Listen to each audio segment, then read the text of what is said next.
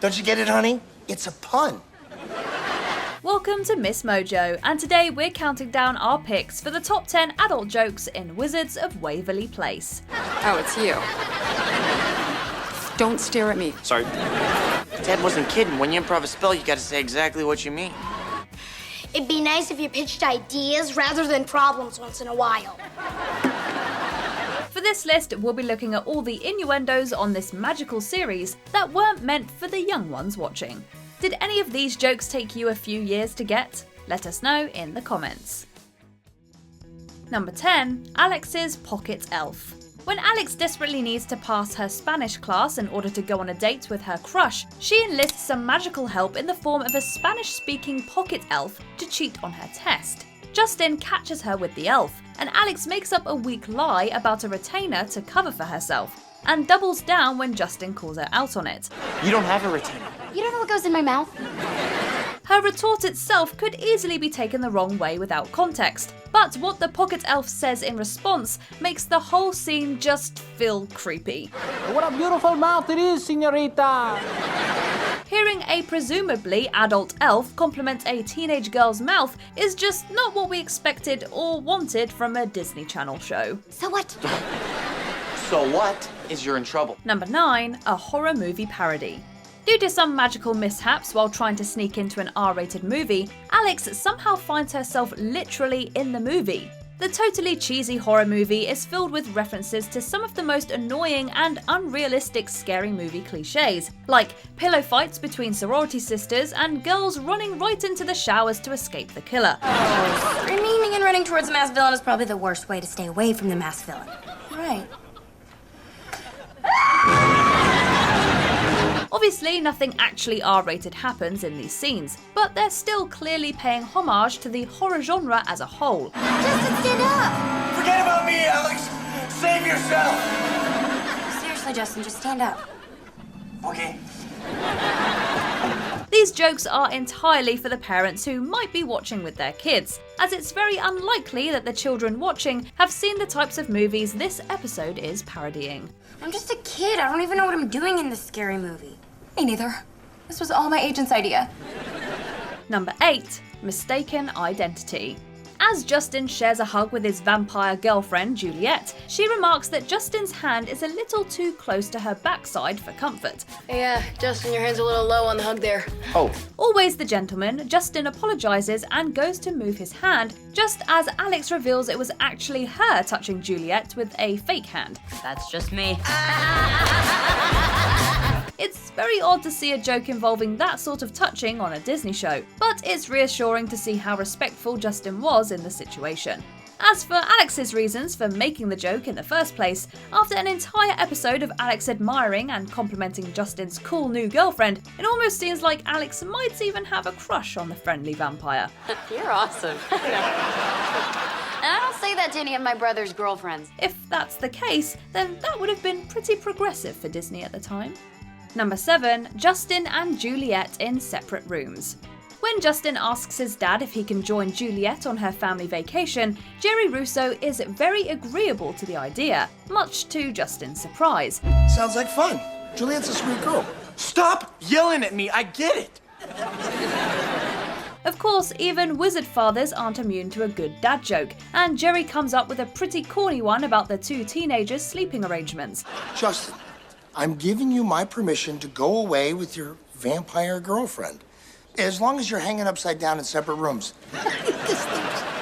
Obviously, this means he doesn't trust Justin and Juliet to sleep in the same room together, and most parents of teenagers would probably feel the same way. This joke isn't very subtle, but might even have taken some kids a few years to fully understand why Juliet and Justin couldn't share a room. Yeah, something about us getting too serious too fast. Number 6. The supermodel in Justin's bedroom.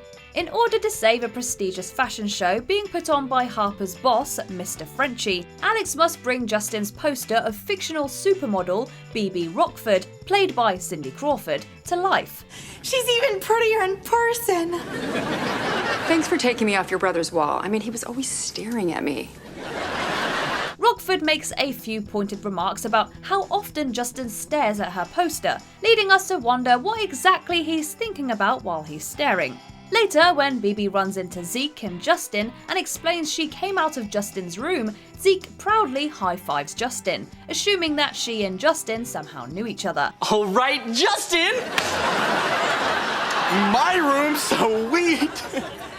Like many teenage boys, Zeke only had one thing on his mind at that moment, and it certainly wasn't a magical copier that brings posters to life. I'd be okay if the world ended right now. Number 5. Dangerous Pants. A Season 2 episode of this series introduces the magic Smarty Pants, which grant the wearer basically unlimited knowledge of the universe, though not without some serious side effects. Headache, nausea, rash, chronic giggling, belly button bubbles, say it don't spray, disease, tongue reversal, ear gas, sweaty knees, Picasso face, problems with the bowel. The Smarty Pants appear again in the series finale, when Zeke finds them in the wizard lair and Harper advises him not to touch them. Zeke doesn't understand why a seemingly harmless pair of pants could be so dangerous, giving us a totally questionable one-liner. How could they be dangerous? They don't even have a zipper. Of course, in Zeke's mind, the only dangerous part of wearing pants is the possibility of taking them off, depending on the situation, of course. This could have been an innocent moment of ditziness for Zeke, but something about the audience laughter makes this definitely feel like a sneaky innuendo. Did you guys hear that? She said it's all on her. I'm totally in the clear. Number 4. Lincoln Tunnel Tuna. At the Russo family's new sandwich idea meeting, Justin debuts his sandwich naming dice to come up with new names for menu items. One has the name of New York City locations, the other, various sandwich meats. Unbeknownst to Justin, Alex has rigged the dice to only land on Lincoln Tunnel Tuna, which the whole family agrees is a gross-sounding name for a sandwich. Apparently, there's a rumour that this was a nickname for sex workers who used to work in that area. Though the rumour is unverified, it's just plausible enough to make this joke one to make parents do a double take. If we saw that sandwich on a menu, we'd definitely skip it in favour of something that sounds more appetising. That's the beauty of the sandwich naming dice. If you don't like it, you just roll again. Number 3. The Space Rocket. When Alex and Justin both win a contest to become the writer and illustrator for one of Justin's favourite comic books, they pitch story ideas to each other for their first issue. Crime-fighting farmer in space. Really? Yes, really. Read some back issues. Alex wants to shake things up. Her story idea for the titular Captain Jim Bob Sherwood hints more at the blue in Wild Blue Yonder. Here's Captain Jim Bob enjoying a taco. While the girl pirates, see the pretty one has a peg leg, only hers, are checking out his space rocket. Judging by the wording of Alex's story, along with the accompanying laugh track, this is definitely an innuendos the writers snuck in. They easily could have said spaceship instead, and avoided any double meanings. I don't want to hear it! These aren't the things that Captain Jim Bob Sherwood does. He has a girlfriend. Admittedly though, this joke truly does capture Alex's mischievous side, even if most of the kids watching likely didn't fully understand it.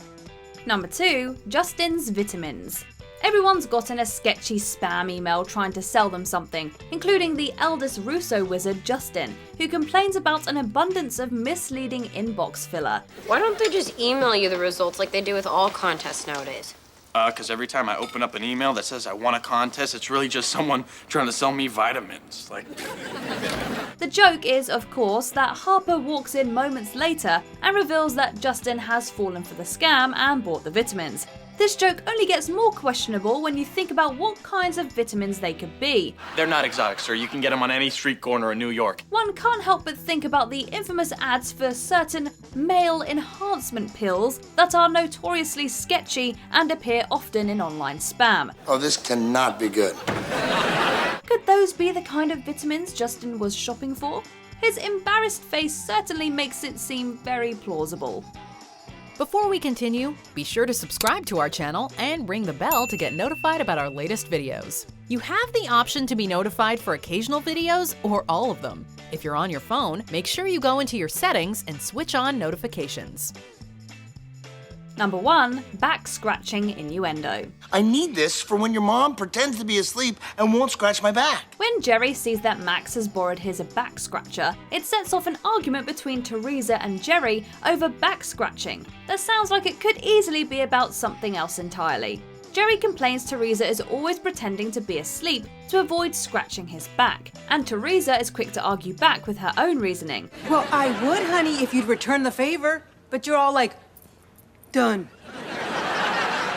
Their conversation is almost word for word the kind of classic sitcom dialogue between married couples that are unsatisfied in their sex lives, just with one obvious difference.